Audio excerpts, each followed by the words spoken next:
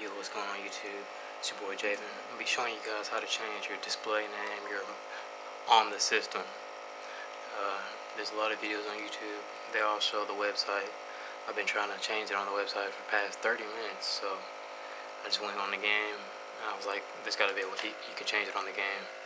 So once you get on the main menu, what you want to go to is go to your account, go to the Activision account, and it's just gonna be right there.